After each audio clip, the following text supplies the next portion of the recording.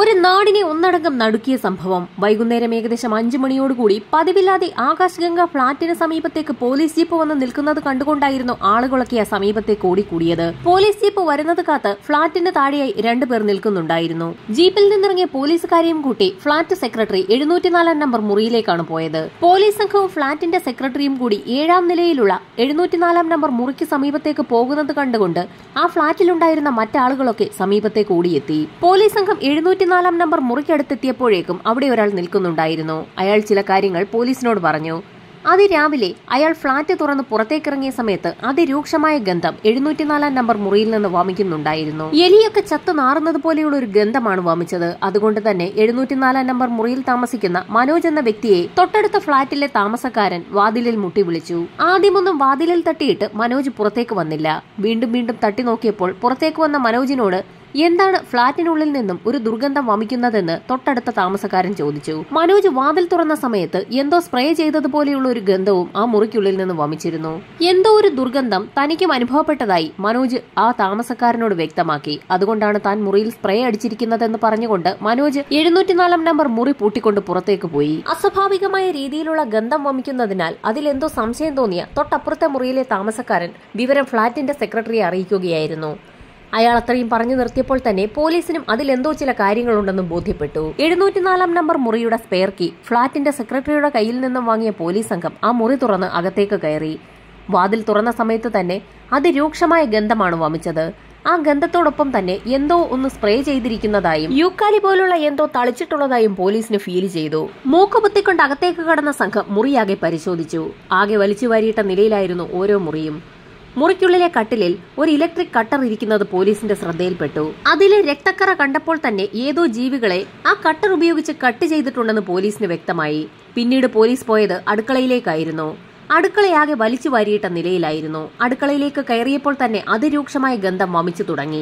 പെട്ടെന്നാണ് പോലീസുകാർ ഒരു കാഴ്ച ശ്രദ്ധിച്ചത്. അടുക്കളയിൽ 2 ബക്കറ്റ് നിറയെ ഇറച്ചി കഷ്ണങ്ങൾ ഇട്ടുവെച്ചിരിക്കുന്നു. ഒരു ബക്കറ്റിൽ കൃത്യമായി പീസുകളാക്കി അരിഞ്ഞ നിലയിലുള്ള ഇറച്ചിയാണ് ഇരിക്കുന്നത്. മറ്റൊരു ബക്കറ്റിൽ അരിഞ്ഞ പീസുകൾക്കൊപ്പം പാതി അരിഞ്ഞ നിലയിലുള്ള ഒരു കാലും കാണാം. സമീപത്തുള്ള ഗ്യാസ് സ്റ്റൌവിന് പുറത്തുള്ള ഫ്രൈങ് പാനിൽ കുറച്ച് ഇറച്ചികൾ വറുത്ത നിലയിൽ ഇരിപ്പുണ്ട്. സ്റ്റൌവിന് സമീപത്തായിരിക്കുന്ന കുക്കർ പരിശോധിച്ചപ്പോൾ അതിൽ ഇറച്ചി കഷ്ണം വേവിച്ചതിന്റെ പാടുകൾ കണ്ടെത്തി. കുക്കറിൽ വേവിച്ച ഇറച്ചി കഷ്ണമാണ് കൂട്ടത്തിലിരുന്ന ഒരു ബക്കറ്റിൽ ഇട്ടിരിക്കുന്നത്. ആ ബക്കറ്റിൽ നിന്നും കുറച്ചായി ഫ്രൈങ് പാനിലിട്ട് വറുത്തെടുത്ത ശേഷം അത് മറ്റൊരു പാത്രത്തിലേക്ക് മാറ്റി വെച്ചിരിക്കുകയാണ്. അപ്പോഴാണ് കൂട്ടത്തിലൊരു പോലീസുകാരന്റെ ശ്രദ്ധ സമീപത്തിരിക്കുന്ന മിക്സിയിലേക്ക് തിരിഞ്ഞത്. ആ മിക്സിയുടെ ജാറ് വെറുതെ ഒന്ന് തുറന്നു നോക്കിയപ്പോൾ ആ മിക്സിക്കുള്ളിലും ഇറച്ചിയുടെ ഗന്ധമുണ്ടായിരുന്നു. അതിലിട്ട് എല്ലിൻ കഷ്ണങ്ങളും ഇറച്ചിയും പൊടിക്കാൻ ശ്രമിച്ചിരിക്കുകയാണെന്ന് കണ്ടെത്തി. പക്ഷേ ആ വറുത്ത ഇറച്ചികളോ ബക്കറ്റിൽ അരിഞ്ഞു വെച്ചിരിക്കുന്ന ഇറച്ചികളിലോ നിന്നല്ല ആ ദുർഗന്ധം വമിക്കുന്നതെന്ന് ആ നിമിഷമാണ് പോലീസിന് മനസ്സിലായത്. വീണ്ടും ആ 2 ബക്കറ്റിലും ഒന്നുകൂടി നോക്കിയ സമയത്താണ് പോലീസിന്റെ കണ്ണിൽ ഒരു കാഴ്ചപ്പെടുന്നത്. അവർ നേരത്തെ കണ്ട പകുതി അരിഞ്ഞ നിലയിലുള്ള ആ കാലിൽ നിന്നാണ് ദുർഗന്ധം വമിക്കുന്നതെന്ന് പോലീസിന് മനസ്സിലായി. ആ കാല് അഴുകി തുടങ്ങിയ നിലയിലായിരുന്നു. ബക്കറ്റിലെ ഇറച്ചികൾക്കൊപ്പം അഴുകി തുടങ്ങിയ നിലയിലുള്ള ആ കാല് എന്തുകൊണ്ടാകാം വെച്ചിരിക്കുന്നതെന്ന് പോലീസിന് തോന്നി. 704 നമ്പർ മുറിയിലെ താമസക്കാർ മനോജും അയാളുടെ അനന്തരവളുമാണ്. അവർ എന്തുകൊണ്ടാകാം അഴുകി തുടങ്ങിയ നിലയിലുള്ള ഇറച്ചി പുറത്തു കൊണ്ടുപോയി കളയാതെ ഫ്ളാറ്റിനുള്ളിൽ തന്നെ വെച്ചിരിക്കുന്നതെന്ന് പോലീസിന് സംശയം തോന്നി. അത് മാത്രവുമല്ല, ഇത്രയും അധികം ഇറച്ചി ഒരു വീട്ടിൽ വാങ്ങി സൂക്ഷിക്കുമോ എന്ന് പോലീസിന് സംശയം തോന്നി. എന്നിരുന്നാലും പോലീസ് സംഘം ഉടൻ തന്നെ ഈ വിവരം ഉന്നത ഉദ്യോഗസ്ഥരെയും ഫോറൻസിക് സംഘത്തെയും അറിയിച്ചു. പോലീസിന്റെ നിർദ്ദേശം കിട്ടിയ ഉടൻ തന്നെ ഫോറൻസിക് സംഘം സംഭവസ്ഥലത്തെത്തി പരിശോധന ആരംഭിച്ചു. ഈ സമയത്ത് പോലീസ് സംഘം ഫ്ളാറ്റിലെ താമസക്കാരെ കുറിച്ച് വിശദമായ ഒരു അന്വേഷണം തന്നെ നടത്തി. 56-കാരനായ മനോജും അയാളുടെ അനന്തരവൾ സരസ്വതി വൈദ്യയുമാണ് ആ ഫ്ളാറ്റിൽ താമസിക്കുന്നത്. കഴിഞ്ഞ 3 വർഷമായി അവരവിടെ താമസമാക്കിയിട്ട്. അധികം ആളുകളോടൊന്ന് സംസാരിക്കുകയും അധികം പുറത്തിറങ്ങി നടക്കുകയും ഒന്നും ചെയ്യുന്ന പ്രകൃതക്കാരല്ല അവർ. അതുകൊണ്ട് തന്നെ അവരുടെ കൂടുതൽ കാര്യങ്ങളൊന്നും തൊട്ടടുത്തുള്ള താമസക്കാർക്കൊന്നും അറിയുകയുമില്ലായിരുന്നു. തൊട്ടടുത്ത താമസക്കാർ പോലീസിനെ വിവരം അറിയിക്കുന്നതിന് ഏതാനും നിമിഷങ്ങൾക്ക് മുൻപായിരുന്നു മനോജ് ഫ്ളാറ്റ് പൂട്ടി പുറത്തുപോയത്. എന്നാൽ പുറത്തുപോയ സമയത്ത് അയാൾക്കൊപ്പം അയാളുടെ അനന്തരവളില്ലായിരുന്നു. അയാൾ ഒറ്റയ്ക്കായിരുന്നു പുറത്തേക്ക് പോയത്. ഈ സമയത്ത് ഫ്ളാറ്റിനുള്ളിൽ ഫോറൻസിക് സംഘത്തിന്റെ പരിശോധന പുരോഗമിക്കുകയായിരുന്നു. ഏതാനും നിമിഷങ്ങൾക്കകം തന്നെ ഫോറൻസിക് സംഘം മേലധികാരികൾക്ക് മുൻപിൽ ഒരു കാര്യം റിപ്പോർട്ട് ചെയ്തു. ആ ഇരിക്കുന്ന മാംസകഷ്ണങ്ങൾ ഒരു മനുഷ്യന്റേതാണ്. ബക്കറ്റിനുള്ളിൽ പീസാക്കി മുറിച്ച നിലയിൽ നാട്ടുകാരും പോലീസും കണ്ടത് ഒരു മനുഷ്യന്റെ ശരീരമായിരുന്നു എന്നറിഞ്ഞതോടുകൂടി ആ ഫ്ളാറ്റിലെ താമസക്കാരൊക്കെ അമ്പരന്നു. ഫ്ളാറ്റിലെ താമസക്കാർ അമ്പരന്നു നിൽക്കുന്ന സമയത്താണ് ഫോറൻസിക് സംഘം നിർണായകമായ മറ്റൊരു കാര്യം വെളിപ്പെടുത്തിയത്.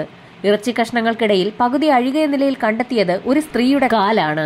അസ്വാഭാവികമായ നിലയിൽ ഒരു സ്ത്രീയുടെ ശരീരം വെട്ടിനുറുക്കി പീസുകളാക്കി കുക്കറിലിട്ട് വേവിച്ച ശേഷം ഫ്രൈ ചെയ്ത് വെച്ചിരിക്കുന്നു എന്നുള്ള വാർത്ത നാടാകെ പരന്നു. ഈ സമയത്തായിരുന്നു ഫോറൻസിക് സംഘം ആ ഇറച്ചി കഷ്ണങ്ങൾ വറുക്കാൻ ഉപയോഗിച്ചിരുന്ന നീലഗിരി എണ്ണ ആ മുറിക്കുള്ളിൽ നിന്ന് കണ്ടെത്തിയത്. പോലീസ് സംഘം നടത്തിയ തിരച്ചിലിൽ ഫ്ളാറ്റിനുള്ളിൽ നിന്നും ഒരു ടൈൽ കട്ടർ കൂടി കണ്ടെത്തി.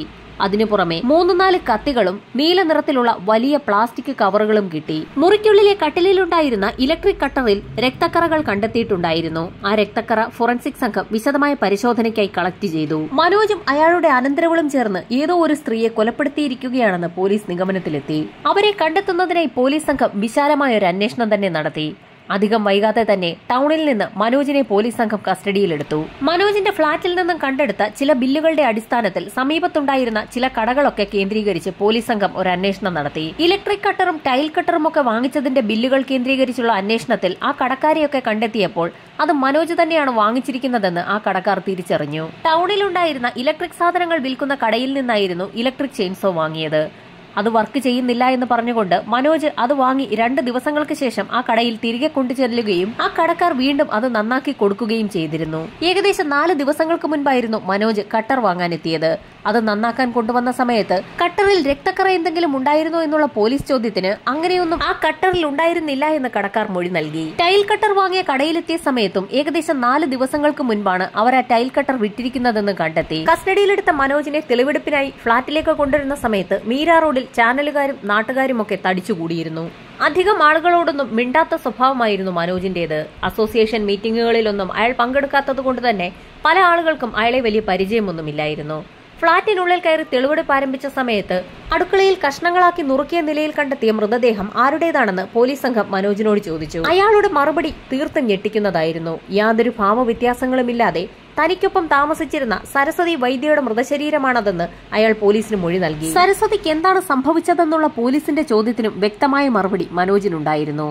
അതിരാവിലെ മനോജ് സരസ്വതിയുടെ മുറിയിലെത്തിയ സമയത്ത് അവർ മരിച്ചു കിടക്കുന്ന കാഴ്ചയാണ് അയാൾ കണ്ടത്. കിടക്കയ്ക്ക് സമീപത്തായി വിഷക്കുപ്പിയും കണ്ടെത്തി. അവൾ വിഷം കഴിച്ച് മരിച്ചതാണെന്ന് തന്നെ മനോജ് പോലീസിന് മൊഴി നൽകി. അത്തരത്തിൽ സരസ്വതി വിഷം കഴിക്കണമെങ്കിൽ അതിനൊരു കാരണവും ഉണ്ടാകുമല്ലോ എന്ന് പോലീസ് ചോദിച്ചു. പോലീസിന്റെ ആ ചോദ്യത്തിന് അതിന്റെ കാരണം തനിക്കറിയില്ല എന്നായിരുന്നു മനോജിന്റെ മറുപടി. സരസ്വതിയെ അപ്രതീക്ഷിതമായി വിഷം കഴിച്ച് മരിച്ച നിലയിൽ കണ്ടെത്തിയപ്പോൾ എന്ത് ചെയ്യണമെന്നറിയാതെ മനോജ് ഒരേ ഇരിപ്പിരുന്നു പോയെന്നും അതിനുശേഷം അവളുടെ മൃതദേഹം മറവ് ചെയ്യാമെന്ന് തീരുമാനിച്ച മനോജ് അങ്ങനെ അവളുടെ മൃതദേഹം പീസാക്കി മുറിക്കുകയായിരുന്നു എന്നുകൂടി അയാൾ പോലീസിനോട് മൊഴി നൽകി. മൃതശരീരം കഷ്ണങ്ങളാക്കി മുറിച്ച് ഉപേക്ഷിക്കാനായിരുന്നു മനോജ് തീരുമാനിച്ചിരുന്നത്. മനോജിനെ വിശദമായൊരു ചോദ്യം ചെയ്യലിന് തന്നെ വിധേയമാക്കേണ്ടി വരുമെന്ന് അയാളുടെ മറുപടികൾ കേട്ട ഉടൻ തന്നെ പോലീസിന് മനസ്സിലായി. മനോജിനെ കസ്റ്റഡിയിലെടുത്ത പോലീസ് സംഘം വിശദമായി അയാളെ ചോദ്യം ചെയ്യാൻ തീരുമാനിച്ചു. ഈ സമയം ഫ്ളാറ്റിനുള്ളിൽ ഫോറൻസിക് സംഘത്തിന്റെ പരിശോധന അവസാനിച്ചിരുന്നു. പരിശോധനകൾ അവസാനിച്ച ശേഷം ഇൻക്വസ്റ്റ് നടപടികൾ പൂർത്തിയാക്കി മൃതദേഹം പോസ്റ്റ്മോർട്ടം നടത്തുന്നതിനായി ഹോസ്പിറ്റലിലേക്ക് ഷിഫ്റ്റ് ചെയ്തു. ഈ സമയത്ത് സരസ്വതിയുടെയും മനോജിന്റെയും ഫോട്ടോകൾ ഉൾപ്പെടുത്തിക്കൊണ്ടുള്ള വാർത്ത ചാനലുകളിൽ നിറഞ്ഞു നിന്നു. ഫോട്ടോ കണ്ട ചില ആളുകൾ പോലീസ് സ്റ്റേഷനിലേക്ക് വിളിച്ച് കാര്യങ്ങൾ തിരക്കി തുടങ്ങി. തൊട്ടടുത്ത ദിവസം തന്നെ 3 സ്ത്രീകൾ പോലീസ് സ്റ്റേഷനിലെത്തി. അവർ 3 പേരും സരസ്വതിയുടെ സഹോദരിമാരാണെന്നായിരുന്നു പോലീസിനോട് പറഞ്ഞത്.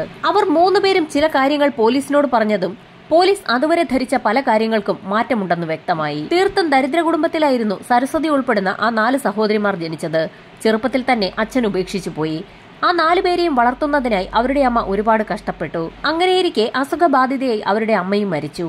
ആരോരുമില്ലാത്ത ആ പെൺകുട്ടികളുടെ അവസ്ഥ കണ്ട് സന്നദ്ധ സംഘടനകൾ ആ 4 പേരെയും ജാനകിഭായി ബാലികാശ്രമത്തിൽ എത്തിക്കുകയായിരുന്നു. അവിടെ നിന്നും സഹോദരിമാരൊക്കെ ഓരോ ചെറിയ ജോലികൾ നേടി പുറത്തുപോയി.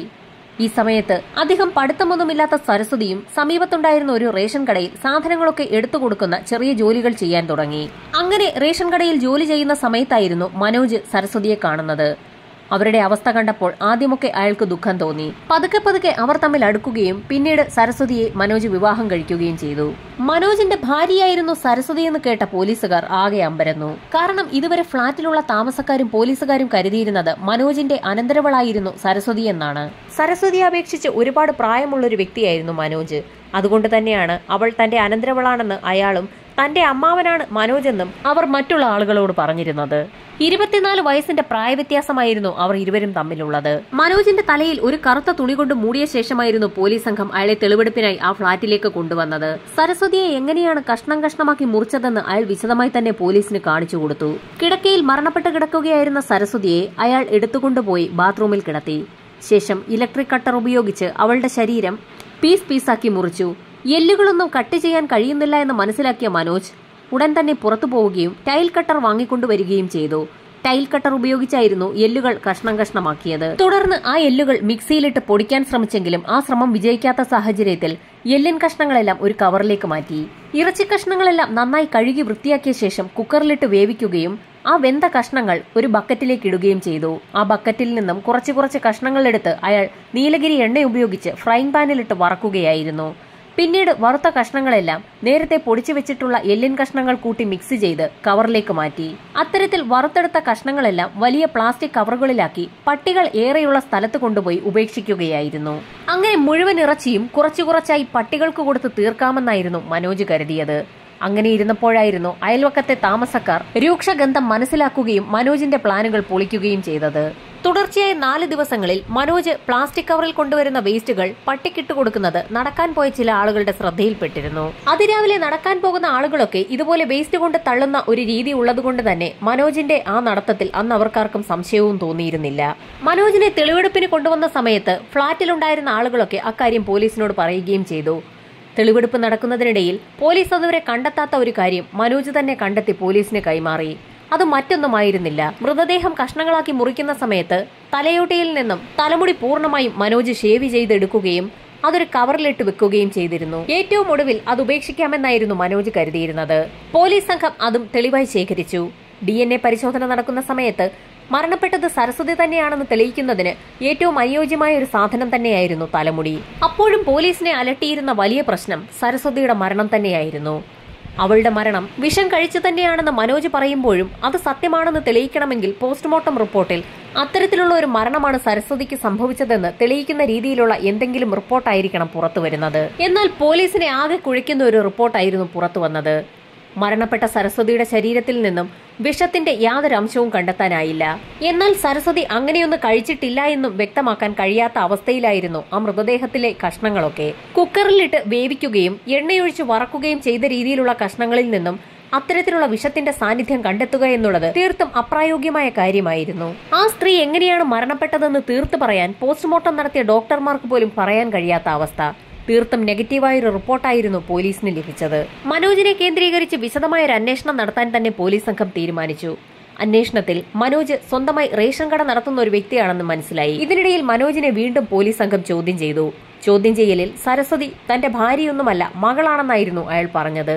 തീർത്തും ഞെട്ടിക്കുന്ന ഒരു കാര്യമാണ് അയാൾ പറഞ്ഞത്. സഹോദരിമാരുടെ മൊഴിയനുസരിച്ച് മനോജും സരസ്വതിയും ഭാര്യ ഭർത്താക്കന്മാരാണ്. എന്നാൽ അവർ പറയുന്നത് തീർത്തും കളവാണെന്നും താനും സരസ്വതിയും ഭാര്യ ഭർത്താക്കന്മാരല്ല എന്നും സരസ്വതി തനിക്ക് മകളെപ്പോലാണെന്നും സരസ്വതിക്ക് 32 വയസ്സും തനിക്ക് 56 വയസ്സും പ്രായമുണ്ടെന്നുമൊക്കെ അയാൾ പോലീസിനോട് ആവർത്തിച്ച് പറഞ്ഞുകൊണ്ടേയിരുന്നു. മനോജിന്റെ സ്വഭാവം ഒന്ന് പഠിക്കുന്നതിനായി അയാളുടെ മൊബൈൽ ഫോൺ കേന്ദ്രീകരിച്ച് ഒരു അന്വേഷണം നടത്താൻ പോലീസ് സംഘം തീരുമാനിച്ചു. അയാളുടെ മൊബൈൽ എടുത്ത് പരിശോധിച്ചു നോക്കിയ പോലീസ് സംഘം അക്ഷരാർത്ഥത്തിൽ നടുങ്ങിപ്പോയി. അയാളുടെ ഗാലറിയിൽ ഉണ്ടായിരുന്നത് സരസ്വതിയുടെ ഫോട്ടോസ് മാത്രമാണ്. ആ ഫോട്ടോസിനൊപ്പം സരസ്വതി മരണപ്പെട്ട് കിടക്കുന്നതും അവരെ കഷ്ണങ്ങളാക്കി മുറിക്കുന്നതും കുക്കറിലിട്ട് വേവിക്കുന്നതും വറക്കുന്നതും അടക്കമുള്ള ചിത്രങ്ങളും ഉണ്ടായിരുന്നു. ഉടൻ തന്നെ പോലീസ് സംഘം അയാളുടെ മൊബൈലിലെ സെർച്ച് ഹിസ്റ്ററി ഒന്ന് പരിശോധിച്ചു. ആ ഹിസ്റ്ററിയും തീർത്തും നടുക്കുന്നതായിരുന്നു. ഒരു മൃതദേഹം എങ്ങനെ ആരുമറിയാതെ മറവ് ചെയ്യാമെന്നുള്ളതിന്റെ സെർച്ച് ലിസ്റ്റുകളായിരുന്നു കൂടുതലും. കഷ്ണങ്ങളാക്കി മുറിച്ച് വേവിച്ച മൃതദേഹം പട്ടിക്കിട്ട് കൊടുക്കുന്നതായിരുന്നു ഒരു രീതി. അതിനു താഴെ അങ്ങനെ വറക്കുമ്പോൾ ദുർഗന്ധം വമിക്കാതിരിക്കുന്നതിനായി എന്ത് ചെയ്യാമെന്നുള്ള വീഡിയോസും മനോജ് കണ്ടിട്ടുണ്ടായിരുന്നു. അത്തരത്തിലുള്ള ഒരു വീഡിയോയുടെ താഴെ നീലഗിരി എണ്ണ ഉപയോഗിച്ച് മാംസകഷ്ണങ്ങൾ വറക്കുകയാണെങ്കിൽ ഗന്ധം പുറത്തേക്ക് വരില്ല എന്നുള്ള ഒരു വ്യക്തിയുടെ കമന്റും പോലീസ് കണ്ടു. ആ കമന്റ് കേന്ദ്രീകരിച്ചും മനോജ് സെർച്ച് നടത്തിയിട്ടുണ്ട്. ശരിക്കും മാനസിക വൈകൃതമുള്ള ഒരു വ്യക്തിയാണ് മനോജ് എന്ന് തന്നെ പോലീസിന് മനസ്സിലായി. അപ്പോഴും സരസ്വതി എങ്ങനെയാണ് മരണപ്പെട്ടതെന്നുള്ള സംശയമായിരുന്നു പോലീസിനുള്ളത്. വീണ്ടും മനോജിനെ പോലീസ് ചോദ്യം ചെയ്തു. ആ ചോദ്യം ചെയ്യലിലും ഞെട്ടിക്കുന്ന ചില വെളിപ്പെടുത്തലുകളായിരുന്നു അയാൾ നടത്തിയത്. മനോജിന്റെ സ്വഭാവ വൈകൃതം സഹിക്കവയ്യാതെ സരസ്വതി ആത്മഹത്യ ചെയ്തതല്ലേ എന്നുള്ള പോലീസിന്റെ ചോദ്യത്തിന് അയാൾ ചിരിച്ചുകൊണ്ടായിരുന്നു മറുപടി നൽകിയത്. സരസ്വതി തനിക്ക് മകളെ പോലെയാണെന്നും അവളെ താനൊന്നും തൊട്ടിട്ട് പോലും ഇല്ല എന്നായിരുന്നു അയാളുടെ മറുപടി. അതിന് ഞെട്ടിക്കുന്ന ഒരു കാരണവും അയാൾ പറഞ്ഞു. താനൊരു HIV ബാധിതനാണെന്നുള്ള അയാളുടെ മറുപടി കേട്ട് പോലീസ് ആകെ അമ്പരന്നു.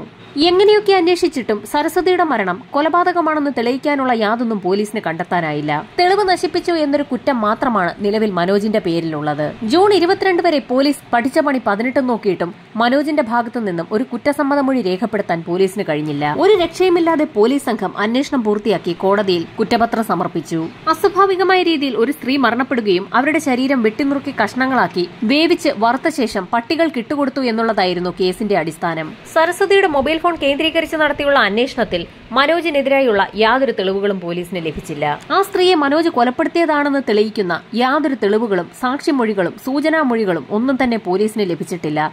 അതുകൊണ്ട് തന്നെ കേസന്വേഷണം ഇപ്പോഴും ഇഴഞ്ഞു നീങ്ങുകയാണ്.